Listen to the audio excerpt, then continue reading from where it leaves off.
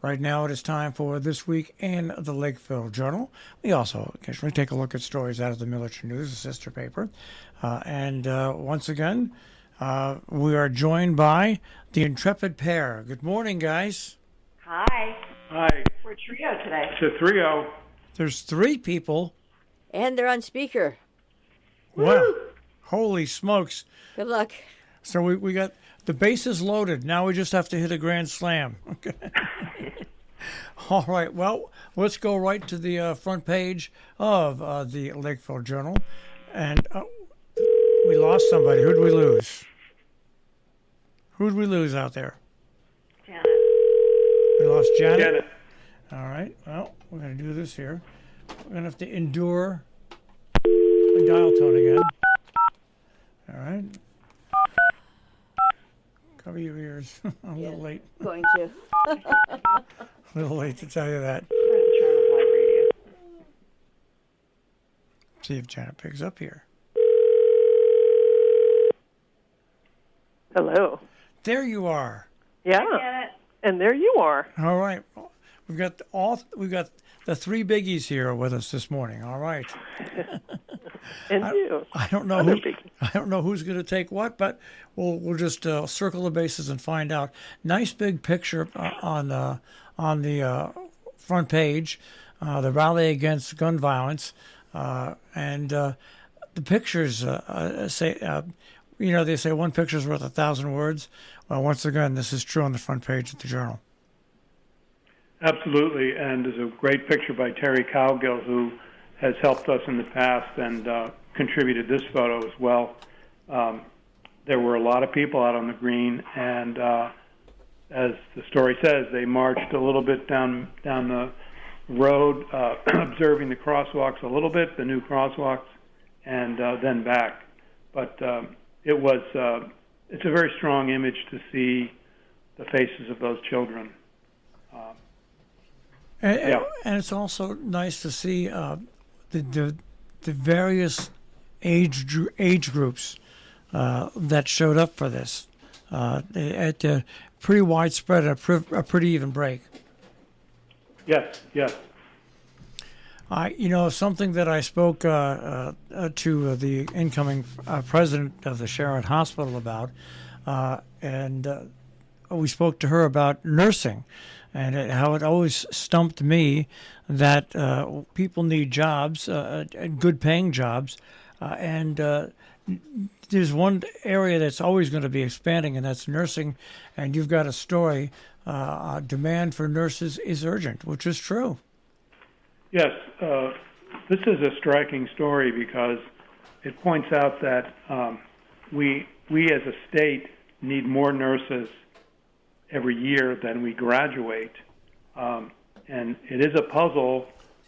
Why can't we enroll more nursing students? But one of the things the story points out is that, in fact, it's also a challenge to find faculty. So while you might have a lot of demand, you have to be able to provide faculty services to teach the nurses. And one of the other comments in the story is that some of the nurses have sort of done the math and realized that if they were to go on and get a master's that would allow them to teach, they would probably have a large debt in the end, and they wouldn't even make as much money. It's a tangled web that is webbed through the medical community, which is absolutely amazing. Right below that story, though, is the person who I was speaking to that about, and that is the new president at the Sharon Hospital, which is someone who's very familiar with the Sharon Hospital. Yeah, she's been there a long time, and she's definitely has a bedside history, and is I think admired by many of the staff over there. This should be a challenge for her as well, because the hospital has not made everybody happy about their transition plans, and they still have a few more years to go. But it's definitely a story worth reading. Absolutely, and And regardless or not, poor Mark Herco, and I say poor Mark Herco, was always considered an outsider simply because he had that other position at Putnam Hospital. And it's just nice to have a name that people in the community know be there as the new president. So that will ease up some of the constraint that goes on with people. We'll switch over to Region 1 now. They are going back to having an assistant superintendent, and that hire was made over the past week. Yes, and as you obviously know, Patrick Sullivan has covered this for quite a long time, and he was far more familiar with the mechanics here. But they did try to have a couple of people filling that job, and they've now appointed someone from the Suffield Public Schools, Janine Rose, who was the K-12 curriculum coordinator over there. So she's joining, and she will be, full-time assistant superintendent. I love the picture, and I love the story. David Camp, for a couple of years, along with Peter Richmond, did a show, Tangled Up in Blue, here about the New York Giants because they're both Giant fans. But the story with David is a pre-Broadway premiere for a local first-time lyricist, David Camp. Yes, David Camp is a Lakeville denizen, if you will, and a longtime contributor to brands that we all know like Vanity Fair and GQ and the New Yorker and the New York Times, and has written books as well. And he is one of the lyricists on this Kiss My Aztec performance, the Hartford stage performance that's running until the end of the month. And we accompanied this profile of David with a review by Dan Dwyer, who's on our board and is also a very well-known theater reviewer.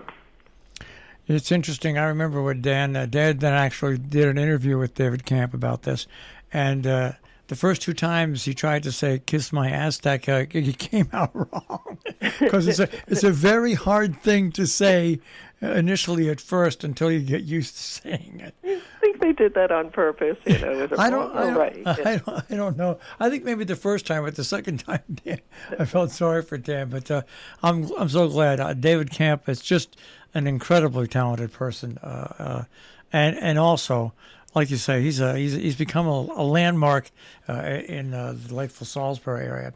Well, right down the street from us today, there's going to be a little news conference. And it's about the Hotchkiss Library not only raising the $1.5 million, but congratulations to them. They raised $3.5 million in their fundraising campaign to improve the library.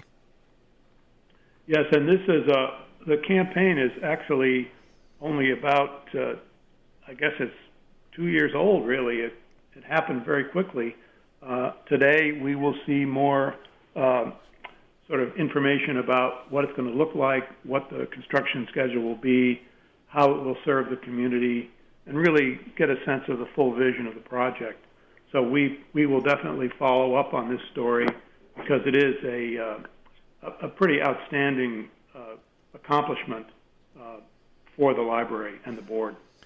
And on this page also, and I meant to point this out last week, the marriage of the print edition and the online edition. You even have a feature online this week at tricornernews.com, and you list 3 stories that are online. I guess part of the progress and the moving forward with the nonprofit and with the paper.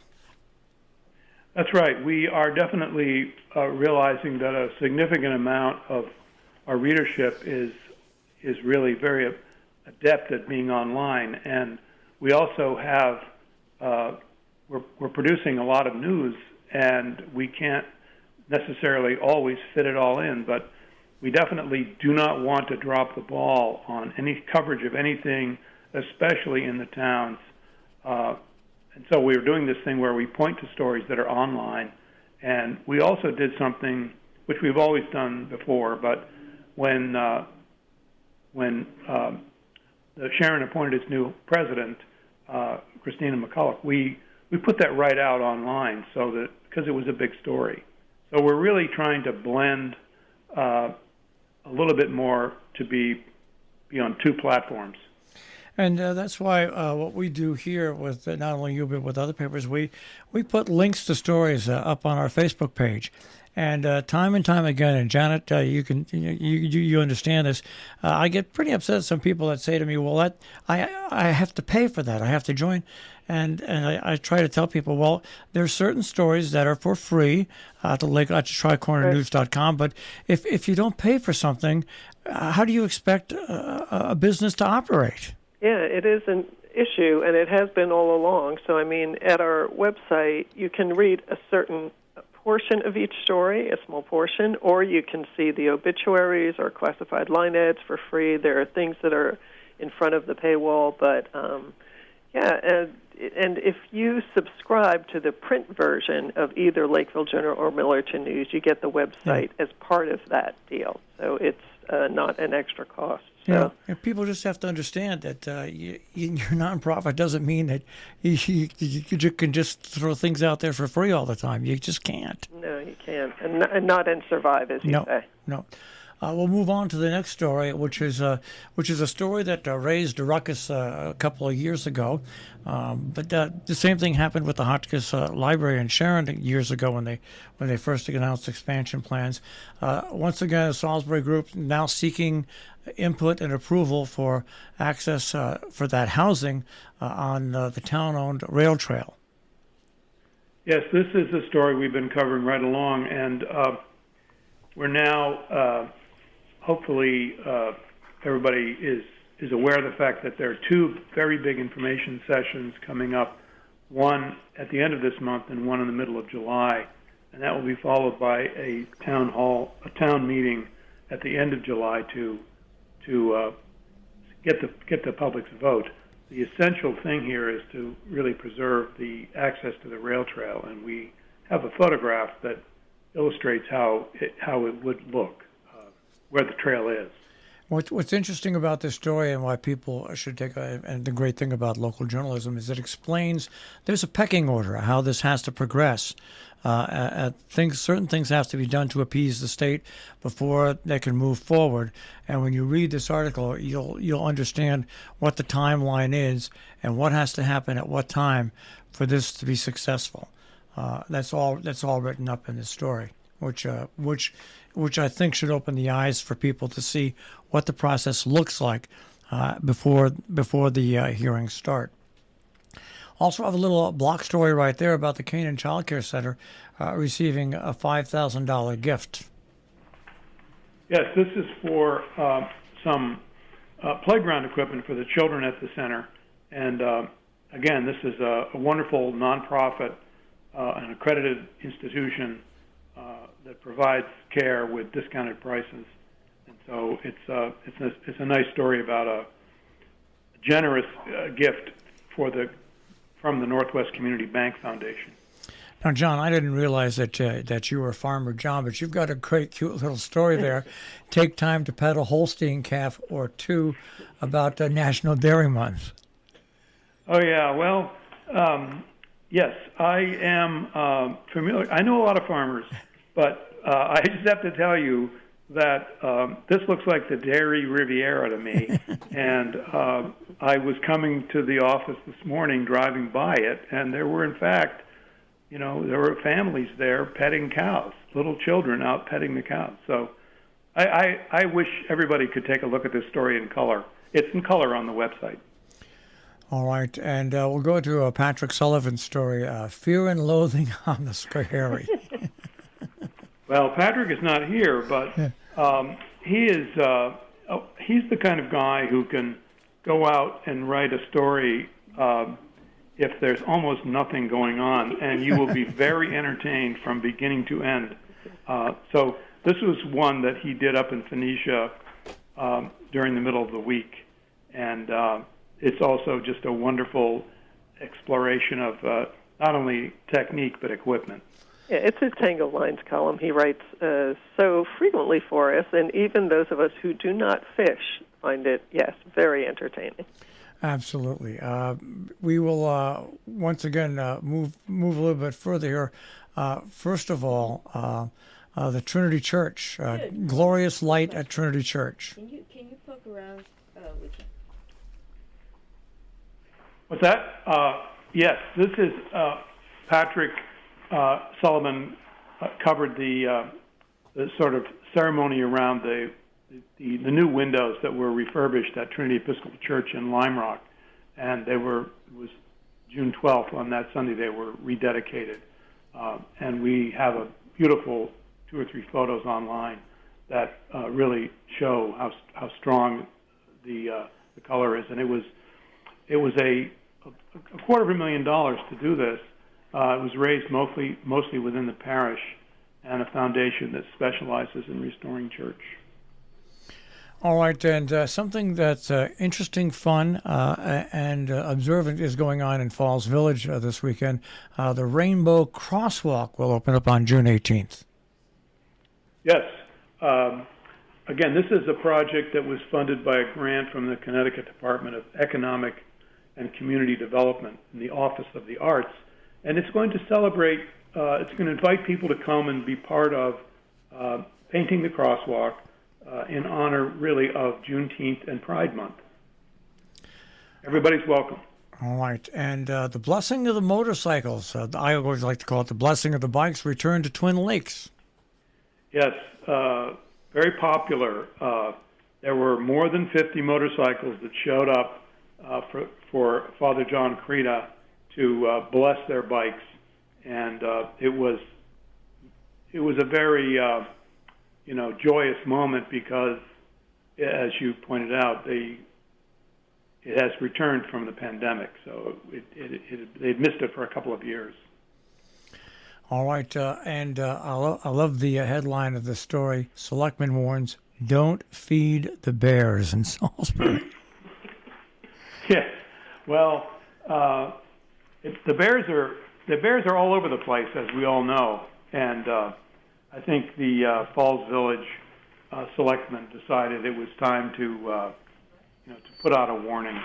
I think most people understand, not a good idea, but they still are coming up with now an ordinance that would fine people if they do it. Hey, I've got video cameras because I love to see my wildlife, but you don't feed them because the more you feed them, the more they come around, and they are, after all, bears. They're not grizzly bears, but they're bears, and you know what? If they're hungry, you don't want to put yourself in that position. So that's just very, very, very smart. I'm going to go to the next story because a West Cornwall sewer project has been aired at the forum, and we'll talk about, you even have a letter in your letters to the editor section about this.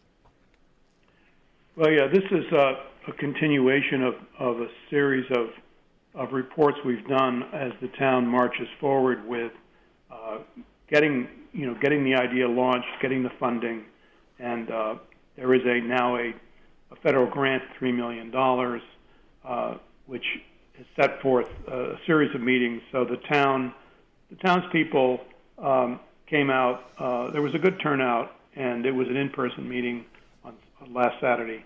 And the next couple of meetings are right around the corner in later this month and in early July. So this will be a big deal because for those who are not familiar with the project, that section of West Cornwall is kind of tied up. It can't really expand without a better sewer.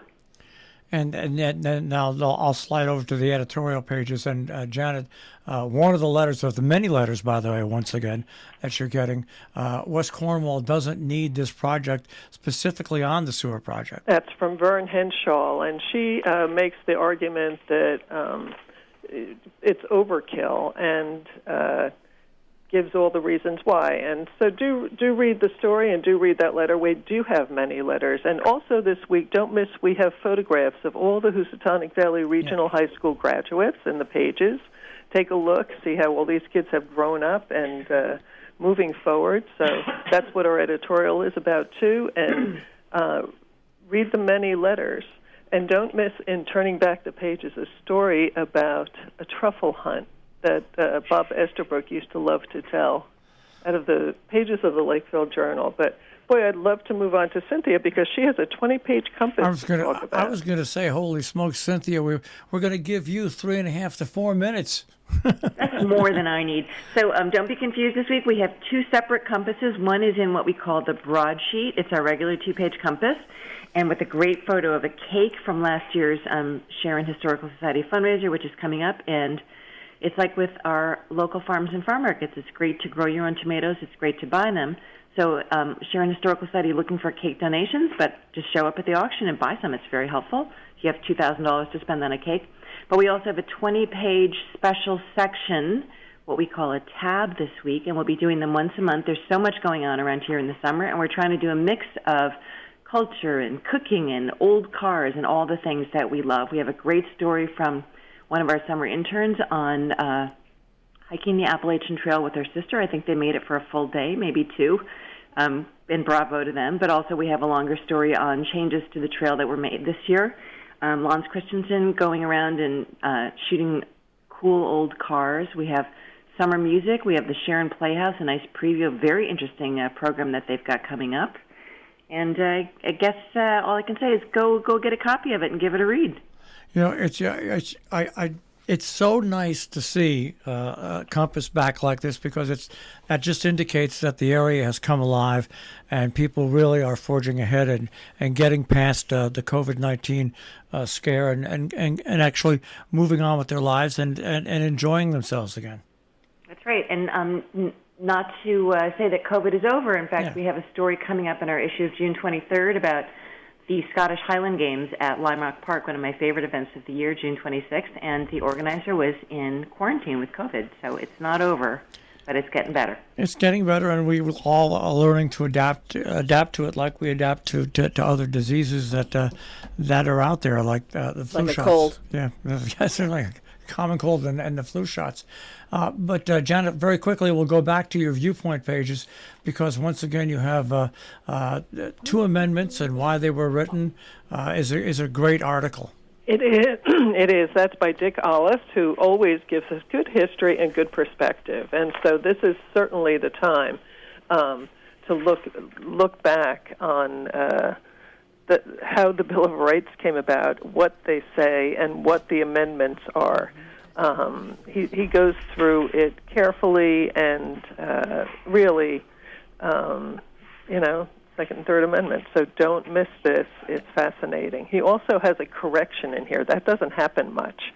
But he has a correction for his last column where he made an error saying that Republican Themis Clarities had raised $8 million. It was actually the incumbent, Richard Blumenthal, who raised $8 million for his campaign. So read the column and read the correction. And read all these letters. They're really good.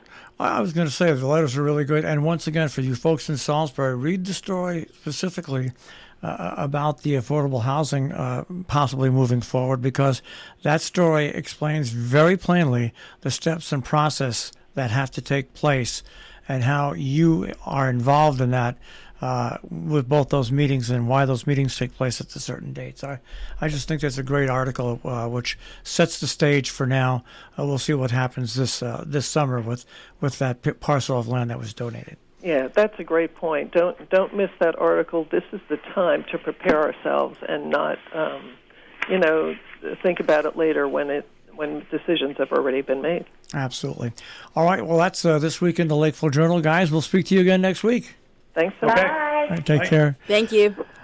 This Week in the Lakeville Journal, every Thursday here on Robin Hood Radio, where we take a look at some of the stories that are in the journal, and sometimes also the Millerton News as well. You can find the paper online, tricornernews.com, newsstands, and you can get home delivery as well.